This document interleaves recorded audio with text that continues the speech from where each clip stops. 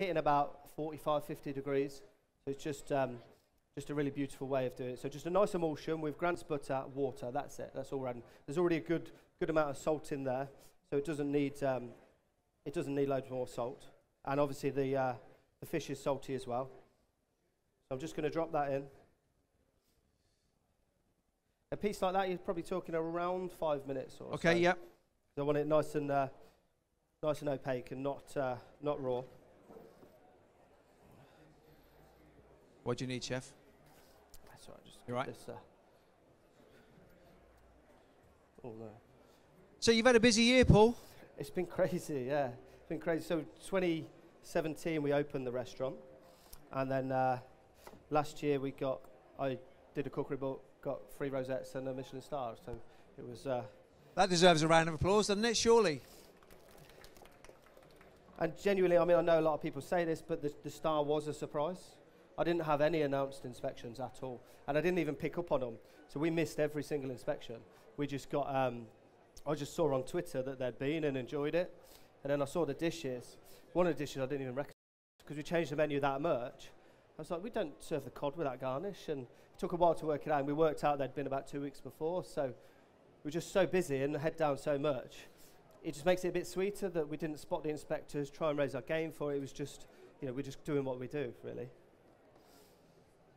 So what are you doing with the fennel then, chef? So fennel, I'm just going to thinly slice, a little bit of lemon juice and salt, just like a semi-cure. So to give it some nice freshness to the dish. I've got some braised kombu here. So kombu or kelp. So this, we buy it dried.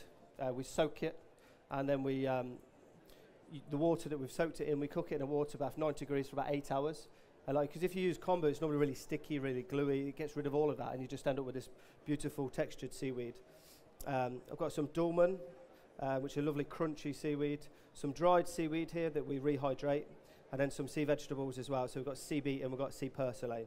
So a really lovely, fresh, light dish, but very buttery. Not a calorie counting dish, right? No, not at all. None of my food is, to be honest. You don't get this figure counting calories.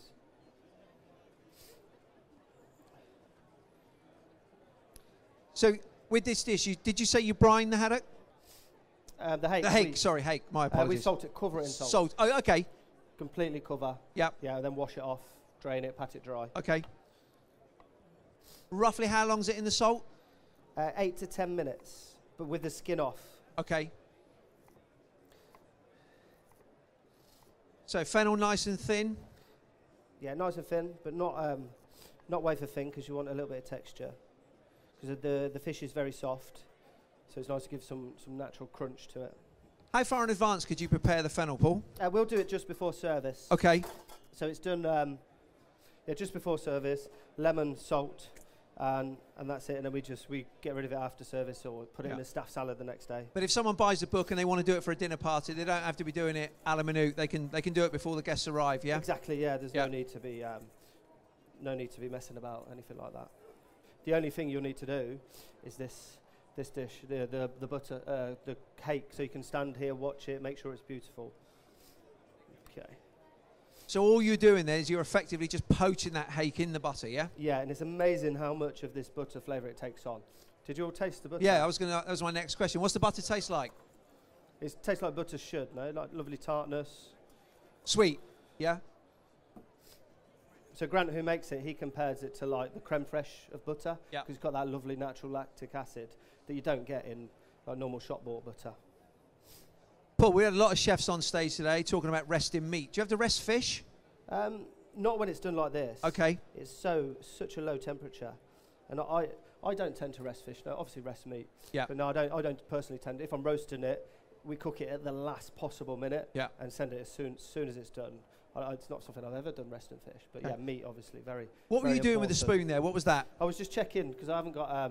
Normally I use a cake tester. I was just checking if it's nearly done in the middle, which it isn't far off. So what should it feel like? It should push all the way through or not push all the way through? Just go through. If it's hard, if it's stopping you, then the fish is still a little bit raw in the middle. But this is very, very crucial. It's not like just poaching a piece of salmon. It's really like the slower the better. Can you reuse the butter? I'll use that for the first half of service. Yep. So we'll do this dish because it's very elegant and simple. Yep. We'll do it sort of half the size of that, and it's on an 8-course taster menu.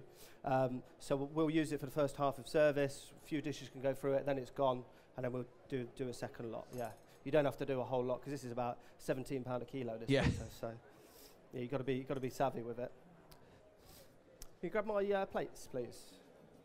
I just need to push you forward a bit, Chef, so the camera picks you up. Ah, perfect. No, sorry.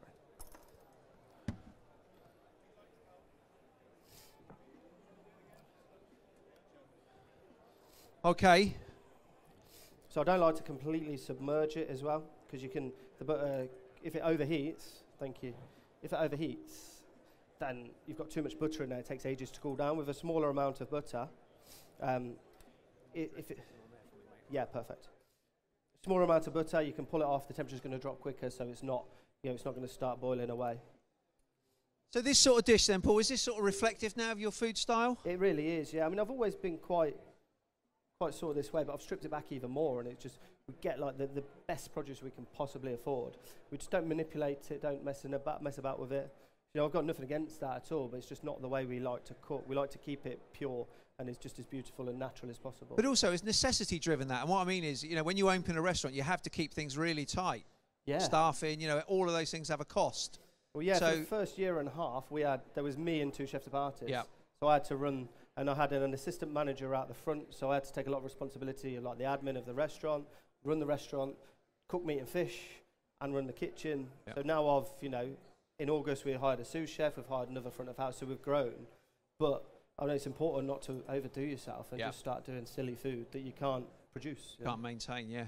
Just one bread, one petit four. Yeah. There was no snack or amuse, which we do now. We do a little snack now, so we add a bit more value to the meal. A 3-3-3 and a taster menu, that's it. Okay, so this is nearly done now. So just pull that off and let it finish.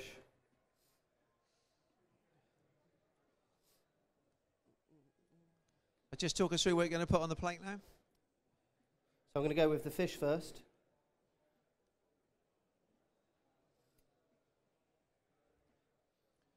And I guess because it's cooked in that beautiful butter, we don't need to put it on J-cloths or anything like that, do we? It's just no, because I use this as a dressing. Yeah, absolutely, it's so yeah.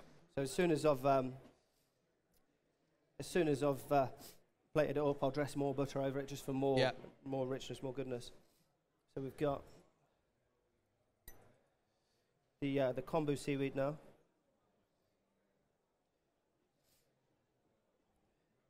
So we use this in different ways at the restaurant.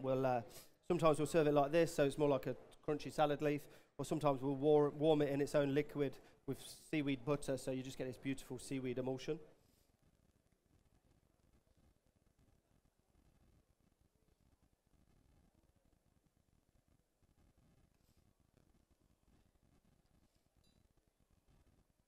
So this is the sea beet. It's got a lovely irony flavour. And sea purslane. It's a little bit smaller this time of year, but it's really nice and juicy. Again, you see I've not seasoned any of this dish because we've got a lot of salty elements. It doesn't need it. What's your thought process on presentation, Paul? Are you sort of as it comes? Are you really precise? What's your sort of thought process? When we're coming up with a dish, I think we've took it right back to being as ingredient led as possible. Yeah. So we'll start with, I don't know, say like rhubarb's in at the moment, so we'll get the rhubarb in, and we start like we've never used it before. Yep. And we'll just work out what we've done before, or work out like what works with it, and then it's all about the flavour and the texture, and then it's easy to make it look nice. I never draw out a dish because I'm terrible at drawing. I can't translate it onto paper, so I just want it to look as natural as possible. So this is the dolmen seaweed. So this is just a very simple rapeseed dressing, so extra virgin rapeseed oil and a little bit of white wine vinegar. So that's just going onto the fennel.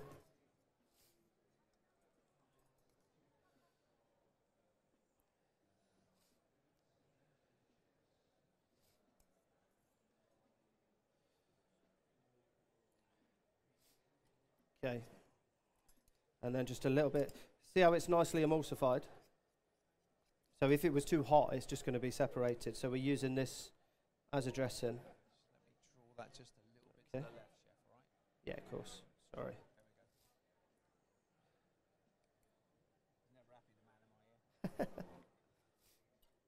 Okay, so that's the first dish then. That's the hake poached in Grant's butter with seaweed and fennel. Really simple. Like, anyone can do that. Well, my wife can't, but. Okay, we got a graphic for that, guys, or not? Cool. Okay, awesome. So, can we get that bit of fish into the audience pool? Yeah, obviously we can, not yeah. whole, but Yeah. if we can, we got someone there for.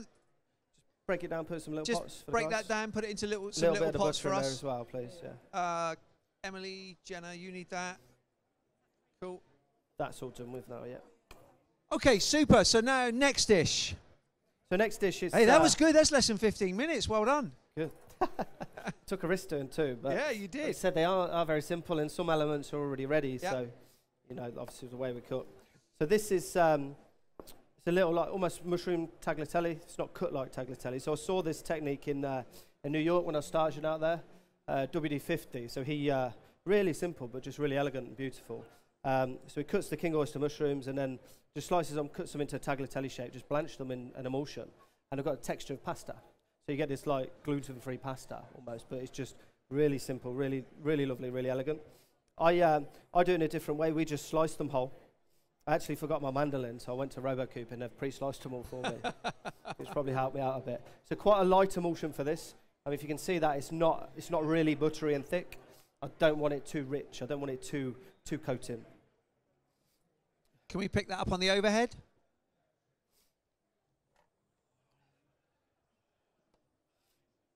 And then a couple of nice things to go with this. So we've got some, to give it some texture, we've got some yeast and panko, which I'm just going to toast in some butter, crisp it up nicely.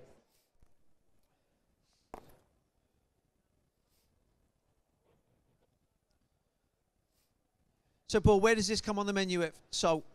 So this, sometimes we do this as a vegetarian dish on Sunday lunch as a starter. We might do a smaller version, again, vegetarian on the tasting menu. We don't tend to put it on. We might have this garnish with something else, maybe some roasted chicken wings, something like that. But yeah, it's not currently on the menu at the moment, but it's in the autumn section of the book. Okay. So a lot of talk about vegetarianism at the moment. A lot of people sort of moving towards vegetarianism. Do you have to cater for vegetarianism now? Yeah, we do. I mean, we always have, really. It's quite easy. We're so, like, produce-driven, and, like, sometimes you can just take a piece of meat from a dish and it's still lovely. Yep. Vegans, it is a lot more challenging. We cater for vegans, but I need 24 hours notice. Yeah, sure. More for their sake, really. Yeah. Because I want them to have the same experience as everyone else, and you Yep. can't off-the-cuff it, can you? Yep. And we use so much animal fat and butter, dairy, gelatin, things like that. Yep. We just need that heads up for their sake. But we have had a lot of... Put it on P, it'll go. Okay. We have had a lot of vegans come in, not give us notice, and I've said, unfortunately, I can't do anything. They're like, oh, well, I'll be vegetarian tonight. Fine by me. I'm dairy free. I'll have a cappuccino. Yeah, we get a lot of that, yeah. So just foam and butter. So this is a mixture. It's a yeast flake. So it's a product that we buy. We toast in butter to get all that flavour out. Panko as well for texture. So it's going to go on top of the tagliatelle. Now we're cooking. Have we got it cranked up? That's better. So this is salted butter. All my recipes have salted butter, even the desserts. So just one thing to note, if you do buy the book, please, all the recipes are salted butter. You can take it out, but you just need to balance it up with your own preference. Cheers.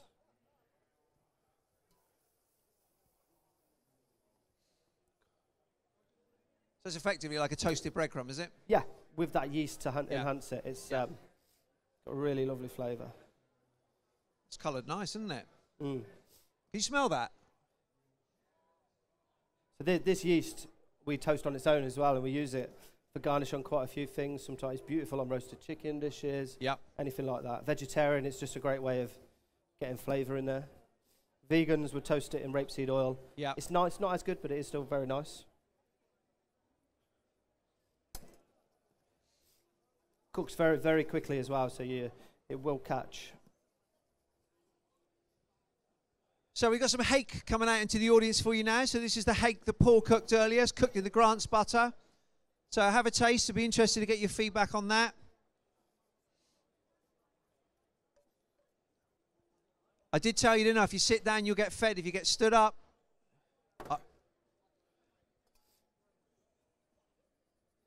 So what are we doing there now then, Chef? So drain off the excess butter because you obviously don't want it too greasy or fatty.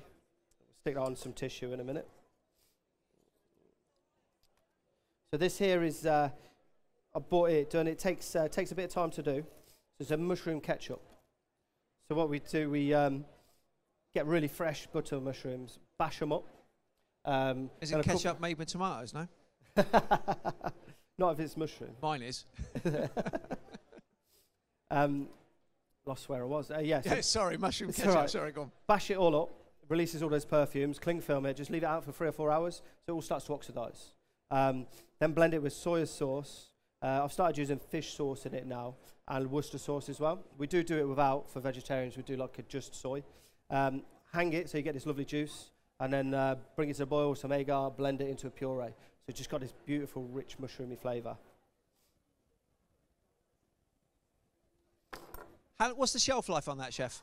A few days, probably, I'd say. I mean, ours is, we usually do it little and often. Like everything we do, little and often, little often. So we again, never do any bulk prep. Someone buys the book, they can make it up a day before? Yeah, make it up, stick it in a little piping bag. See, I'm trying to plug the book, you see.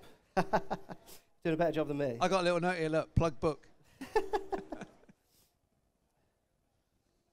But no, you know, all joking aside, if you got friends round for dinner, the last thing you want to be doing is spending all day in the kitchen, isn't it? You know, especially when you sat down to eat, you want to all enjoy it together. Exactly, you just want to be finishing. Yeah, really. So yeah, a lot of the recipes do sort of explain that in the book that you can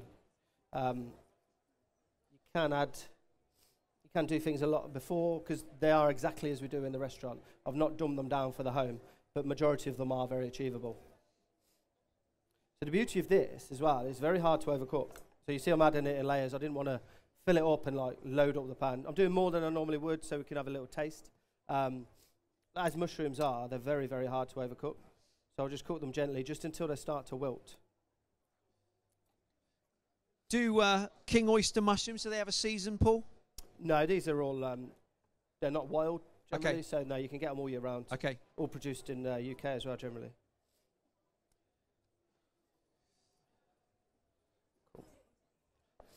Right. So what does 2019 hold for you then, Paul? A couple of interesting things. Have an arrest?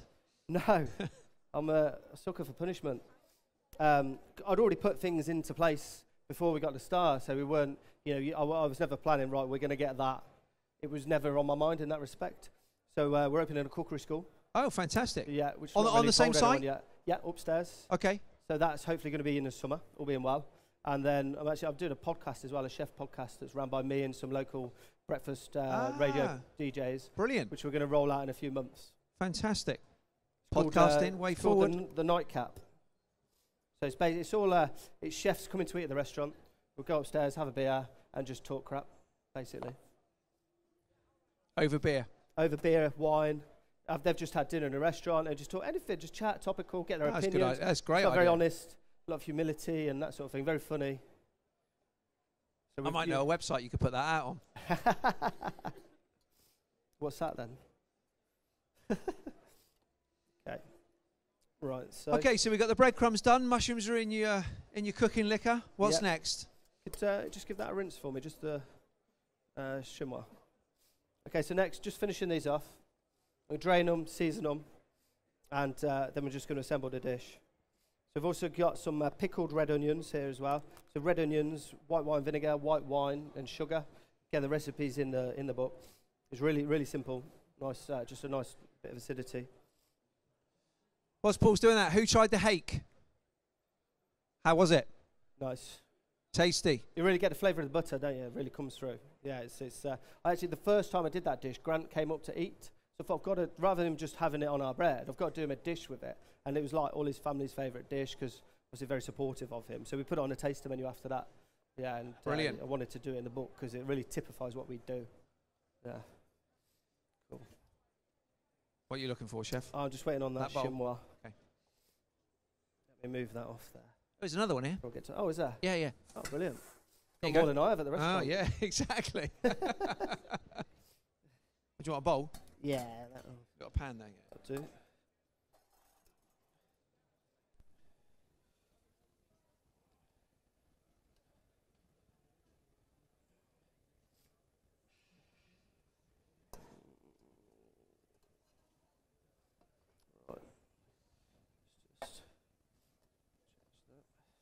Finish with that one? Yes. Use your cloth. It's a little bit warm. Use your cloth. Use your cloth. Can you grab me a duck egg as well out of the bath, please?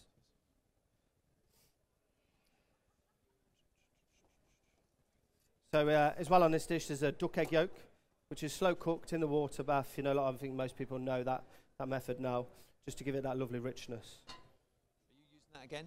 I might do, yeah, if I need to cook some more for everyone. It's just whether I left it up or down, that was all.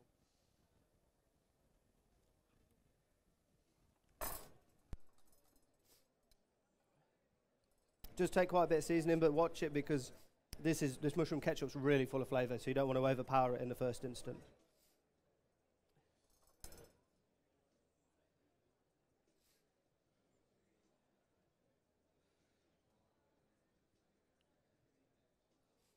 So just arrange it like you would like a pasta.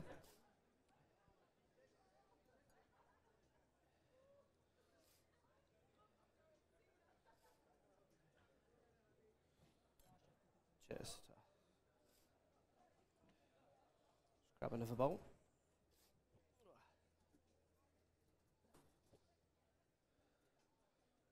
So these are what you say, duck eggs? Yeah, just duck eggs, just poached in a water bath, 62 degrees, couple of hours. I'm going to turn that off, right? Cause that's a good idea.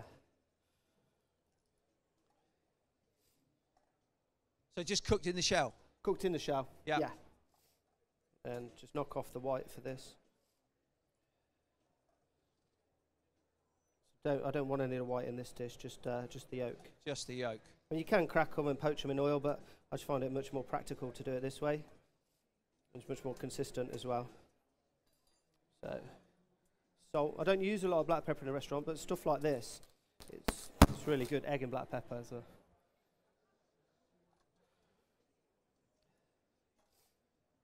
take off any more excess white.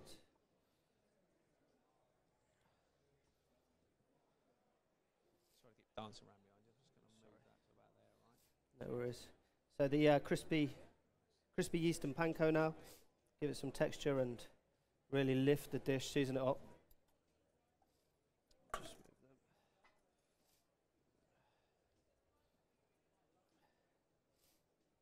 Pickled red onions.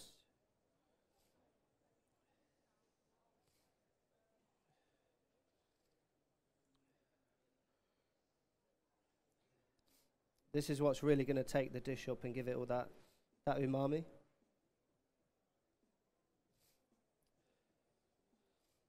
And then just finish off with some fresh watercress.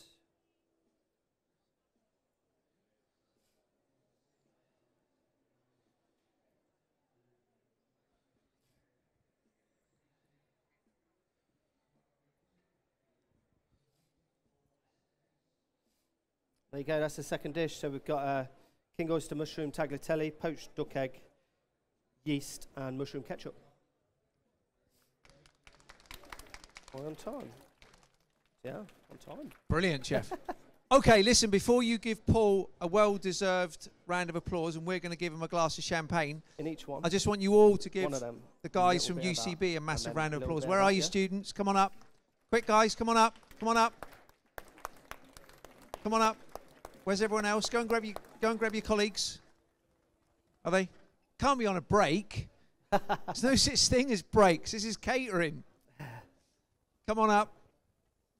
Okay, I'm going to come down and ask some, if any of you got questions for Paul. We'll give Paul a round of applause at the end. But first and foremost, put your hands together for the wonderful team from UCB College.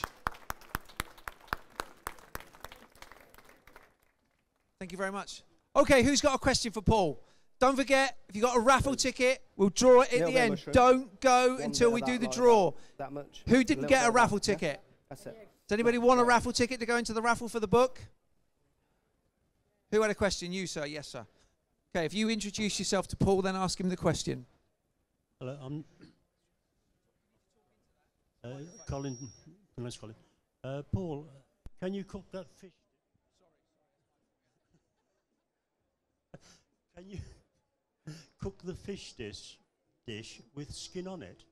Yeah, you can. It's just it goes a bit soggy because it's poached in the butter. I'm just personally, I only like crispy skin, so I tend to take the skin off. But I mean, you can. It depends what result you want. It just a bit sloppy, really.